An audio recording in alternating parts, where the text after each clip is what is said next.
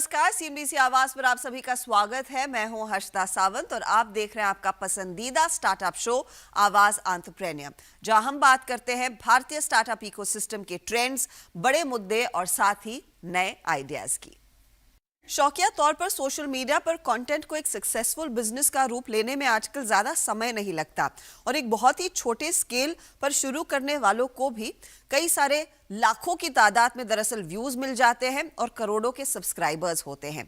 YouTube और Instagram की पहुंच इतनी बढ़ चुकी है कि देश के टॉप कंटेंट क्रिएटर्स किसी सेलिब्रिटी से कम नहीं हैं। और आज एक ऐसे ही यूट्यूबर को आज हम आवाज एंटरप्रेन्योर के मंच पर लेकर आए हैं, जिन्होंने लॉकडाउन में हमें खाना बनाना सिखाया और आज अपने यूट्यूब चैनल के साथ अपना बिजनेस वेंचर कविता's किचन मसाला मिक्स भी चला रही हैं। कोलकाता में पली बड़ी कविता सिंह शादी के बाद यूके शिफ्ट हुई। कामकाजी कविता के कंधों पर होम मेकर बनने की जिम्मेदारी आई। इस दौरान खाली समय में कविता ने कुकिंग के शौक को तराशा और कुकिंग वीडियोस बनाने की शुरुआत की और भारत लौटने के बाद 2014 में कविता's किचन से अपने यूट्यूब चैनल की शुरुआत की। नवंबर 2014 में मैंने अपना पहला वीडियो पोस्ट किया था। वीडियो पोस्ट करने के बाद लोग ऐसे 3-4 महीने तो कुछ रिस्पांस नहीं आया था, क्योंकि जो फ्रेंड्स फैमिली थे वही सब्सक्राइबर थे। और उसके बाद अचानक से 3 महीने बाद मेरा एक वीडियो था जो लोगों को बहुत पसंद आया, ब्रेड गुलाब जामुन का। और उसके बाद मेरे चैनल पे जो ग्रोथ था वो आने लगा। लोग मेरे चैनल पे आने लगे और बोलने लगे कि आप जो रेसिपी बताते हो, समझाते हो, बहुत ही यूज़फुल है। कुकिंग का फ्लेम कितना रखना है, मसाला कितना डालना है, कितनी देर पकाना है, ये सारी चीज़ें उनके लिए यूज़फुल था जो कुकिंग में नए हैं। तब मुझे ध्यान आया कि लोग ये देखना चाहते हैं कि एग्जैक्ट कुकिंग का जो ट्यूटोरियल है वो कैसे होता है। तो बारीकियों पे मैंने ध्यान दिया। जब भी मैं कुकिंग वीडियो बनाती थी तो हर चीज़, हर स्टेप सारे फॉलो करती थी और सारा लिख के रखती थी कि जब मैं वीडियो में वॉइस ओवर करूँ या लोगों को समझाऊँ तो एक एक चीज़, ताकि अगर जो कुकिंग कभी नहीं किया वो भी उस चीज़ को बना सके। सब्सक्राइबर्स के कमेंट और रिस्पांस के आधार पर कविता ने बेसिक कुकिंग पर फोकस बढ़ाया। नई शादी हुई लड़कियां, पढ़ाई के सिलसिले में घर से दूर रहने वाले स्टूडेंट्स और कामकाजी बैचलर्स जैसे लोगों को घर का बना खाना सिखाने पर जोर दिया। कविता's किचन देखते ही देखते पॉपुलर होने लगा। समय समय पर अपने पति की सलाह और हर समय कुछ नया सीखने की आदत से कविता ने वीडियो मेकिंग के सारे गुर सीख लिए। तकनीकी एक्सपर्टी हासिल करने के लिए यूट्यूब को ही अपना गुरु बनाया। कविता का कंटेंट तो पावरफुल था ही, लेकिन नए सब्सक्राइबर्स को जोड़ने के लिए वीडियो के प्रेजेंटेशन को अट्रैक्टिव बनाना भी जरूरी था। तो ये हमारी आलू बैंगन की सब्जी जो है वो बनके तैयार हो गई है। आप इसे जरूर ट्राई करें और अगर आज की रेसिपी आपको ट्राई करने के बाद पसंद आए तो आप इसे अपने फ्रेंड्स फैमिली के साथ शेयर करना बिल्कुल ना भूलें। मैंने जब चैनल शुरुआत किया था तो ऑब्वियसली मुझे पता नहीं था ज़्यादा। मैं एक कॉम्पैक्ट कैमरा था मेरे पास, जो मैं अपने बेटे को फोटोग्राफी के लिए कि मैं उसका हर बचपन का हर मोमेंट कैप्चर करूँ, उसके लिए मैंने वो कैमरा खरीदा था। तो मैंने उसी कैमरे का यूज़ करके अपनी मेरी एक फ्रेंड थी, वो भी पेंटिंग वीडियो बनाती थी, तो मैंने उससे उसका ट्राइपॉड बोरो किया और उसके बाद मैंने वो कैमरा लगा के शूट किया था। शूट कर लिया। अब एडिट कैसे करते हैं वो मुझे नहीं पता था। फिर मैंने यूट्यूब वीडियो देखा कि हाउ टू एडिट वीडियो, तो वहाँ पे मैंने कैसे स्प्लिट करते हैं, कैसे कलर करेक्शन करते हैं, कैसे फ्रेमिंग करते हैं, वो मैं दिन रात जब मेरे हस्बैंड सो जाते थे, बच्चे सो जाते थे, तो मैं फ़ोन ऑन करके और फिर वो ट्यूटोरियल देख के सीखती थी। मेरे को लगता था ये सीखना है, और मेरे हस्बैंड फुल टाइम जॉब में थे तो मैं उनको बोल नहीं सकती थी कि आप मेरे को सिखाओ, और अल्टीमेटली वो मेरे लिए नया था। तो क्या कहते हैं, सीखने की इच्छा थी वो मेरे में ज़्यादा थी कि मेरे को करना है। तो सारे जितने ट्यूटोरियल थे ना, कैसे लाइट सेट करते हैं, कैसे फ्रेमिंग करते हैं, कैसे कलर करते हैं, कैसे वॉइस ओवर करते हैं, ये सारा मैंने यूट्यूब से ही सीखा। तो मैं बोलूँगी कि मैं यूट्यूब देख के ही मैं यूट्यूबर बनी। आज जो भी कंटेंट क्रिएटर्स हमें दिखते हैं, उनकी कामयाबी का राज उनका टैलेंट तो है ही, लेकिन इसके साथ काम के प्रति जुनून ने इन्हें आसमान की बुलंदियों तक पहुंचाया है। कविता इसका जीता जागता उदाहरण है। वीडियो मेकिंग जैसी नई फील्ड में टेक्निकल नॉलेज की जानकारी के बगैर यूट्यूब पर अपना लोहा मनवाना आसान काम नहीं है। तो मैं CFL बल्ब ऐसे फेस के सामने लगा के उसके सामने खड़े होके, या फिर 1 से 3 का जो टाइम होता था उस टाइम पे खड़ी रहती थी कि धूप आएगा उस टाइम पे मेरे को वीडियो शूट करना है ताकि वीडियो थोड़ा ब्राइट आए। तो ये सारी चीज़ें बेसिक जो थी वो समय के साथ मैं सीखती गई। और मेरे को लगता है कि अगर किसी चीज़ में सीखने की आपको इच्छा है और करना चाहते हो तो आप कैसे भी कर लोगे, उस चीज़ के लिए आप टाइम निकाल ही लोगे। आज मैं कितनी भी बिजी हूँ, लेकिन मेरे को पता है कि मेरा वीडियो इस दिन यूट्यूब पे जाता है, तो वो मेरी सबसे फर्स्ट प्रायोरिटी है कि दुनिया इधर से उधर हो जाए, लेकिन मेरा वीडियो ट्यूसडे, थर्सडे, सैटरडे को जाएगा ही, उसमें कोई कॉम्प्रोमाइज़ नहीं चाहे। यूट्यूब ने मुझे 1 लाख सब्सक्राइबर होने पे एक ट्रॉफी भेजा है। चैनल पे 5 लाख सब्सक्राइबर हुए हैं। आज मेरे चैनल पे 10 लाख सब्सक्राइबर हुए हैं। आज 20 लाख सब्सक्राइबर, मुझे तो यकीन ही नहीं हो रहा है। आज कवितास किचन के 13 मिलियन से ज्यादा सब्सक्राइबर्स है। इस लेवल तक पहुंचना यूट्यूबर्स के सबसे बड़े ड्रीम में से एक होता है। यूट्यूब का डायमंड प्ले बटन हासिल करने वाली कविता के सामने अब इस परिवार को यूं ही बढ़ाते रखने का चैलेंज है। इंटरनेट पर कुकिंग वीडियोस की बाढ़ में कविता ने सिंपल बेसिक कुकिंग के अलावा अलग अलग ब्रांड की स्पेशलिटीज, रेस्टोरेंट स्टाइल खाने की वैरायटी देते हुए कंसिस्टेंट परफॉर्मेंस दिया है। अगर किसी भी क्रिएटर से आप पूछोगे तो उसको हर कुजीन का, हर कल्चर का खाना नहीं आता है। सबके लिए कुछ ना कुछ सीख रहती है, तो मैं भी सीखती हूँ, मैं देख के सीखती हूँ और उसके बाद मैं सोचती हूँ कि इस रेसिपी को अगर मैं सिंपल तरीके से बनाऊँ तो उसके लिए मैं बहुत सारे ट्रायल करती हूँ कि रेसिपी फेल नहीं होनी चाहिए, गड़बड़ नहीं होनी चाहिए, घर में जो चीज़ है उससे अगर हम इस डिश को बनाएं तो वो कैसा लगेगा। तो बेसिक इंग्रेडिएंट्स के साथ आपको रेस्टोरेंट स्टाइल डिशेस कैसे बनानी चाहिए, इस पर मैं 3, 4, 5 बार ट्रायल करती हूँ। जब मैं सेटिस्फाइड होती हूँ तब मैं उसका वीडियो बनाती हूँ।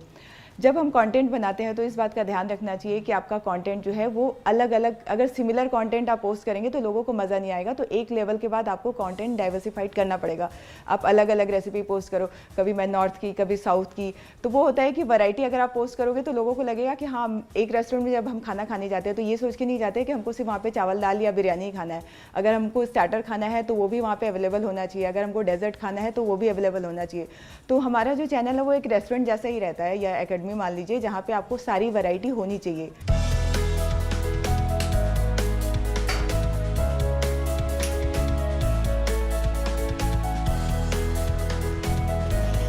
नमस्ते, मैं हूं कविता और आपका स्वागत है मेरी किचन में। आज मैं आपके लिए लेके आई हूं बहुत ही टेस्टी पाव भाजी की रेसिपी। तो यहाँ पे बटर डाल दिया मैंने। कविता की इस जर्नी में अब खूबसूरत मोड़ आया है। इंडिया फूड नेटवर्क के साथ पार्टनरशिप में कविता ने कवितास किचन मसाला मिक्स लॉन्च किए हैं। इस मसाले की खास बात यह है कि इसमें अलग से आपको कुछ भी नहीं डालना है, बस ये मसाला डालिए और नमक डालिए और आपका रेस्टोरेंट स्टाइल पाव भाजी जो है वो बनके तैयार हो जाएगा। सब्जी मसाला, पाव भाजी मसाला और चिकन मसाला को खरीदार लीडिंग ऑनलाइन प्लेटफॉर्म और मॉडर्न ट्रेड से खरीद सकते हैं। सब्जियों को हम 2 से 3 मिनट के लिए ऐसे मीडियम फ्लेम पे भून लेंगे। नमक के अलावा किसी और मसाले के बगैर खाना बनाना आसान बनाते हैं कवितास के मसाला मिक्स पाउडर। थोड़ा सा नमक डाल दें, या फिर अगर आपको अंदाजा है कि पाव भाजी आपकी कितनी बनने वाली है तो पूरा नमक एक साथ डाल सकते हैं। इन्वेस्टमेंट मेरा और इंडिया फूड नेटवर्क का इक्वल ही है, हमारे इन्वेस्टमेंट इक्वल है। और ब्रांड वैल्यू जैसे मेरी ब्रांड वैल्यू है, अगर मैं वो मसाला अपने जो सब्सक्राइबर, अपने व्यूअर्स को दिखा रही हूँ, लेकिन अगर इंडिया फूड नेटवर्क जो है वो भी उसको पैकेज डिस्ट्रीब्यूशन और सारे लाइसेंसिंग उसको करने में इतनी मेहनत लगती है, उसको बहुत लंबा प्रोसेस है जो मेरे लेवल से पॉसिबल नहीं है, तो वो ये सारी रिस्पॉन्सिबिलिटी देख रहा है, तो इसीलिए हमने इन्वेस्टमेंट भी बराबर ही रखा है। मेरा जो मसाला है वो मैंने 3 वैरायटी का लॉन्च किया है, एक सब्जी मसाला, एक चिकन मसाला और तीसरा पाव भाजी मसाला। तो यहाँ पे आप देख सकते हैं कि मैंने इस मसाला मिक्स वेंचर को इनोवेशन से लार्ज स्केल पर लेकर जाने का कविता का इरादा पक्का है। नॉन बिजनेस बैकग्राउंड की कविता आज के नए कंटेंट क्रिएटर्स के लिए मिसाल है। कविता ने भले ही बड़े नामी बिजनेस स्कूल से पढ़ाई क्यों न की हो, फिर भी बिजनेस को समझना, लगातार इनोवेशन से कदम जमाए रखना, सही पार्टनर्स को ढूंढना और सही समय पर पिवट लेना। गिरते पड़ते ही सही, लेकिन एक मंझे हुए बिजनेस खिलाड़ी की तरह कविता अपने बिजनेस को आकार दे रही है। मसाला मिक्स को बड़े लेवल पर ले जाने के साथ फूड बिजनेस में नए बेंचमार्क सेट करने के लिए कविता को हमारी तरफ से ऑल द बेस्ट। कल्पिता पारकर, पुणे। तो आप इस पाव भाजी की रेसिपी को जरूर ट्राई करें और ट्राई करने के बाद वीडियो पसंद आए तो आप इसे अपने फ्रेंड्स, फैमिली के साथ शेयर करना बिल्कुल न भूलें। इस मोड़ पर लेंगे एक छोटा सा ब्रेक, लेकिन ब्रेक के बाद बीसीजी, टाई और टाइम्स ब्रिज ने खास रिपोर्ट निकाली है कि भारत में स्टार्टअप्स कैसे हाइपर स्केल कर रहे हैं। उसी पर बातचीत होगी आगे। पिछले कुछ सालों में भारतीय स्टार्टअप इकोसिस्टम का वर्चस्व काफी बड़ा है। ग्लोबल रैंकिंग की बात करें तो भारत अब तीसरे पायदान पर है इकोसिस्टम ग्रोथ के लिहाज से। और क्यों ना हो, क्योंकि 100 से ज्यादा यूनिकॉर्न्स इस मार्केट में हैं। माइलस्टोन वैल्यूएशंस पर कई कंपनियों ने दरअसल फंड रेज किया है और साथ ही साथ इस सक्सेस जर्नी में 40,000 से ज्यादा एक्टिवली स्टार्टअप्स पार्टिसिपेट करते हुए दिखाई दिए हैं। इसी तेज ग्रोथ को मैप करने के लिए बीसीजी, टाइम्स ब्रिज और टाई ने मिलकर एक road to hyper scaling in India report जारी की है। इस रिपोर्ट में लेट स्टेज स्टार्टअप्स की हाइपर स्केलिंग जर्नी में मिली लर्निंग्स को हाईलाइट किया गया है, लेकिन उससे ज्यादा यहां से आगे का राह क्या रहेगी, सिलसिला कैसे बढ़ता दिखाई देगा, उस पर भी खूब बातचीत हुई है। इन्हीं फाइंडिंग्स पर बात करने के लिए मेरे साथ आज दरअसल बॉस्टन कंसल्टिंग ग्रुप के पार्टनर सिद्धार्थ मदान मेरे साथ जुड़ रहे हैं इसी पर डिटेल में चर्चा करने के लिए। सिद्धार्थ, शुक्रिया हमारे लिए समय निकालने के लिए। मैं इनफैक्ट डिटेल में पढ़ रही थी आपकी रिपोर्ट और इस समय हमने देखा है कि वेंचर फंडिंग जो है स्पेशली 2022 में करीब 40% घटी है owing to the global situation, और 18 में से 100 में से 18 स्टार्टअप्स ही हैं जो शायद प्रॉफिटेबल है। लेकिन जो हाल ही का एलिमेंट निकल कर आया, सिलिकॉन वैली बैंक का फेल होना, जिस पर हमने काफ़ी चर्चा भी की है इस चैनल पर, वहाँ से डर ये बैठता हुआ दिखाई दिया था कि क्या जो स्लो डाउन 2022 में था वो एक्सटेंड होता हुआ दिखाई देगा और ऐसे में भारतीय स्टार्टअप्स का हाल क्या रहेगा। मैं आपसे सबसे पहला सवाल ये पूछना चाहूंगी कि इस तरह के एनवायरनमेंट में कुछ कंपनियां हैं जो कमर कस के बैठी हैं, कुछ सोच रही है क्या यहाँ पर मौका है अपने बिजनेस को स्केल करने का, जो स्केल करने पर विचार कर रहे हैं। इस तरह के एनवायरनमेंट में क्या उनके लिए वाजिब है, सूटेबल है स्केल के बारे में सोचना? बिल्कुल। मेरे हिसाब से जो हमें ग्लोबल लेवल पर वॉलेटिलिटी दिख रही है, अगर हम बाकी देशों से कंपेयर करें तो इंडिया काफी स्ट्रॉन्ग पोजीशन में है। एंड ये आगे भी देखा जा रहा है कि भारत के फंडामेंटल्स काफी काफी स्ट्रॉन्ग है, तो ये ग्रोथ अपॉर्चुनिटी भारत के पास हमेशा रहेगी। भारतीय स्टार्टअप्स के लिए ये एक अच्छा मौका है टू ग्रो फास्ट। अगर हम देखें तो पिछले साल कुछ 100 से ऊपर नए फंड्स लॉन्च हुए थे जो इंडिया फोकस्ड ही हैं, तो बहुत सारा व्हाट जो हम ड्राई पाउडर कहते हैं या जो फंडिंग अवेलेबल है स्टार्टअप्स के इन्वेस्टर्स के पास, वो काफी ज्यादा है और काफी ज्यादा भारत में इन्वेस्ट होगी आने वाले कुछ सालों में। सो ये अच्छा मौका है भारतीय कंपनीज के लिए आगे बढ़ने का, स्ट्रॉन्गर इस फेज से बाहर निकलने के लिए। मुझे बताइए, लेकिन अगर कोई फाउंडर है और जो आपने बात की है अक्रॉस द स्पेक्ट्रम इन्वेस्टर्स से end of course established founders से, उनकी तरफ से क्या बयान आते हैं या फिर क्या सलाह आती है? फाउंडर्स को अपने आप को किस तरह से तैयार करना चाहिए इस अनिश्चित काल में बिजनेस को स्केल करने के लिए? देखिए, अगर हम एक लंबे पिछले 5-6 साल को देखिए तो लास्ट जो पिछले 2 साल थे वो कुछ हद तक स्टैंड आउट करते हैं, अलग दिखते हैं।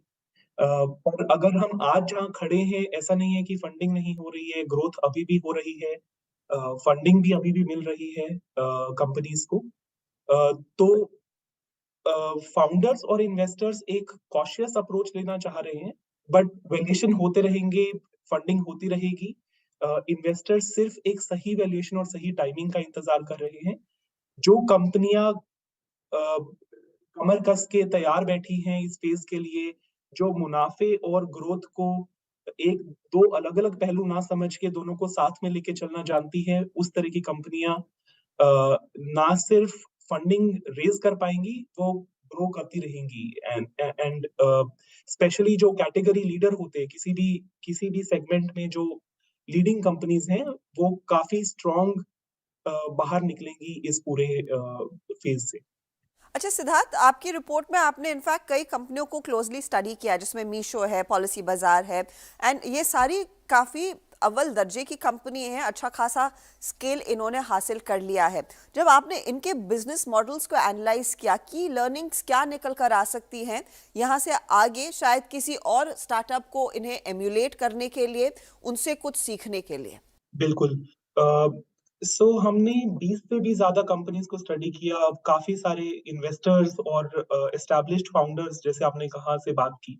हमने रिपोर्ट में कुछ 8 थीम हाईलाइट किए हैं जो हमें लगा कि जिनसे काफी सक्सेस ड्राइव की इन बड़े एस्टैब्लिश्ड कंपनीज ने। मैं सबके बारे में तो बात नहीं करूंगा, बट अगर एक दो एग्जांपल ले सकूं तो आपने मीशो का नाम लिया। सो बहुत सारी कंपनी इंडिया में पॉपुलेशन का बड़ा होना, टियर 2 टियर 3 सिटी में बहुत सारा डिजिटल ड्राइव होना, काफी सालों से कहा जा रहा है कि बहुत सारी ग्रोथ इस नेक्स्ट बिलियन से आएगी, पर बहुत कम कंपनी है जो टियर 2 टियर 3 सिटीज में जाके सक्सेसफुली मॉडल बना पाई है। जो हमने सक्सेसफुल मॉडल्स को स्टडी किया है उसमें एक चीज जो उभर के आती है वो ये कि आपको कस्टमर को समझ के उनके अराउंड, उनकी नीड के अनुसार एक सही मॉडल डिजाइन कर पाना, एक ट्रू इनोवेशन क्रिएट कर पाना बहुत ही जरूरी है। जैसे मीशो ने शुरू किया था एक रीसेलर मॉडल से, जहां पे उनका फोकस पूरा का पूरा उन कस्टमर पे था जो आज अभी ई कॉमर्स पे नहीं खरीद पा रहे हैं, जिन्हें थोड़ी मदद चाहिए, तो एक रीसेलर, एक लोकल उनकी मदद कर पा रहा था। एक बहुत ही इनोवेटिव सॉल्यूशन था उस कस्टमर तक पहुंचने के लिए जो आज ई कॉमर्स को, डिजिटल ई कॉमर्स को नहीं लेवरेज कर पा रहा है।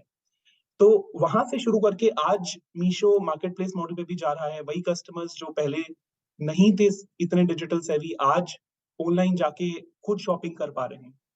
तो इस तरह से कंपनीज जिन्होंने जाके सच्चे दर पे इनोवेशन की है, एक अलग बिहेवियर एस्टैब्लिश किया किया है, वो कंपनी अपने आप को काफी स्ट्रांग पोजीशन में पा रही है। रिपोर्ट में काफी और एग्जांपल हैं। काफी बार हम हाइपर स्केलिंग के लिए ये भी देखते हैं कि बहुत ज्यादा इन्वेस्टमेंट कर देती हैं कुछ स्टार्टअप्स। एक और अच्छा एग्जांपल जो मेरे माइंड में आ रहा है इसकी, ऐसा नहीं है कि आपको सब कुछ खुद करने की जरूरत है, आप अपने आसपास का इकोसिस्टम कैसे लेवरेज कर पा रहे हैं, इससे बहुत ज्यादा फर्क पड़ता है। अगर हम SaaS कंपनीज की बात करें तो iCertis जो एक SaaS कंपनी है, उन्होंने काफी अच्छी पार्टनरशिप्स बहुत जल्दी क्रैक की। माइक्रोसॉफ्ट जैसे लीडिंग सॉफ्टवेयर प्लेयर ले लीजिए, या सर्विसेज साइड पे एक्सेंचर या other Indian IT services type के प्लेयर ले लीजिए, उन्होंने काफी सारी पार्टनरशिप क्रैक करी और उन पार्टनरशिप के थ्रू उन्होंने बहुत एस्टैब्लिश्ड B2B सेलिंग इंजन को टैप कर लिया, जो अगर वो खुद करने जाते तो उन्हें बहुत साल लगते। By leveraging this ecosystem they manage to just very successfully hyper scale. तो जैसे हम आगे देखते हैं, सो इट्स ऑल्सो अबाउट कितने आप क्लोजली अपने पार्टनर्स को करीब रखते हैं, कितना आप करीब रहते हैं उस मार्केट से जिसे आप एड्रेस करना चाहते हैं। मैं आपसे एक और चीज़ पूछना चाहूँगी, क्योंकि हम इस समय हम नहीं जानते कि आगे क्या होगा, कि अगला कौन सा बैंक फेल होगा नहीं होगा, वी रियली डोंट नो। डर यही है कि अगर ब्याज दरें और बढ़ जाती है अमेरिका में, तो अमेरिका से फंड रेज करना मुश्किल रहेगा, लेकिन भारतीय फंड्स के पास पर्याप्त पैसा है। लेकिन इस समय अगर कोई फंड रेज के लिए उतर रहा है, आपकी रिपोर्ट ये मेंशन करती है प्रॉफिटेबिलिटी पर फोकस करें, लेकिन क्या यहाँ पर अब रियलिस्टिक वैल्यूएशंस पर भी कंपनियों को उतर आना चाहिए? क्योंकि बहुत हाई फ्लाइंग वैल्यूएशंस हमने देखे थे पोस्ट 2020, क्योंकि डिजिटल स्पेंड उतना ज़्यादा बड़ा था, हर कोई डिजिटल एरा में या फिर इस डिजिटल रेवोल्यूशन का हिस्सा बनना चाह रहा था। उस लिहाज से वो वैल्यूएशन में थोड़ी सी सैनिटी आना कितना इंपॉर्टेंट रहेगा? बिल्कुल। अगर हम पब्लिक इक्विटीज में भी देखें तो हमने काफी करेक्शन पिछले कुछ महीनों में देखा है। वैसा ही करेक्शन प्राइवेट इक्विटी में भी देखना जायज ही है। जैसे कि लेट स्टेज कंपनीज की बात की जाए तो काफी सारी कंपनीज हैं जिन्होंने पिछले 1-2 साल में काफी फंडिंग ऑलरेडी उठाई हुई है। They are sitting on good cash pile. तो यहाँ से ये बहुत जरूरी है कि आप जो अपना आने वाला पीरियड है, आने वाला रनवे है, जितना आपका मंथली बर्न है, उसे आप कैसे कम से कम कर सकते हैं या कितना प्रॉफिटेबिलिटी की तरफ पुश कर सकते हैं, बहुत जरूरी रहेगा, ताकि आपको कम से कम एडिशनल फंडिंग की नई फंडिंग उठाने की जरूरत पड़े। क्योंकि वैल्यूएशन करेक्शन तो काफी जरूरी है इस मार्केट में। पर ऐसा नहीं है कि कंपनीज वैल्यूएशन नहीं पिक करेंगी। हम पिछले इनफैक्ट एक हफ्ते में देखें तो भी कुछ काफी बड़ी लेट स्टेज कंपनीज ने काफी साइजेबल फंड्स रेज किए हैं, एंड वो चलता रहेगा। इनफैक्ट अगर आप अगर आप ब्रॉडली मुनाफा और ग्रोथ साथ में लेके चल रहे हैं एज अ कंपनी, अगर आप कैटेगरी में, अपनी कैटेगरी में एक स्ट्रॉन्ग प्लेयर हैं, ये अगले 1-2 साल में आपके पास एक काफी अच्छी अपॉर्चुनिटी है कि आप अपनी जो लीड है, जो आप आगे हैं अपने कंपटीशन से, उसको आप बहुत स्ट्रांगली एस्टैब्लिश कर सकते हैं। अ, अ, एक कंपनी जिसके पास काफी सॉलिड अपॉर्चुनिटीज है, एक पाथ टू प्रॉफिटेबिलिटी है, एक रास्ता आगे दिख रहा है ग्रोथ और करने का, उन कंपनीज को सही वैल्यूएशन पे फंड्स उठाने में हिचकिचाना नहीं चाहिए। हमने पिछले काफी मैं इस फेज को, फंडिंग स्लो डाउन को क्राइसिस नहीं कहना चाहूंगा, पर अगर हम काफी एक्सट्रीम क्राइसिस भी देखें 2000 वाला या 2008 वाला, तो भी हमने देखा है बार बार कि जो कंपनीज उनसे निकल के बाहर उभर कर आती हैं वो काफी ज्यादा स्ट्रांग रहती हैं और they actually take a very big market share. So जो जिस तरह से मैं इस मार्केट को देख रहा हूँ, इंडिया काफी स्ट्रांग पोजीशन में है, इंडियन स्टार्टअप्स अच्छा कर रही हैं, तो as long as profitable growth को चेज किया जाए, this is a very very very good time to grow for Indian startups. Siddharth, बहुत बहुत शुक्रिया हमारे लिए समय निकालने के लिए। It's been a pleasure speaking to you. Thank you for getting me here. चलिए, इसी के साथ आवाज एंटरप्रेन्योर में हम भी आपसे लेंगे इजाजत। आपको हमारा शो कैसा लगा, इसका फीडबैक आप हमें जरूर दें। ट्विटर, इंस्टाग्राम, फेसबुक पर हम हाजिर हैं। अगले हफ्ते फिर मुलाकात होगी। Good bye, take care.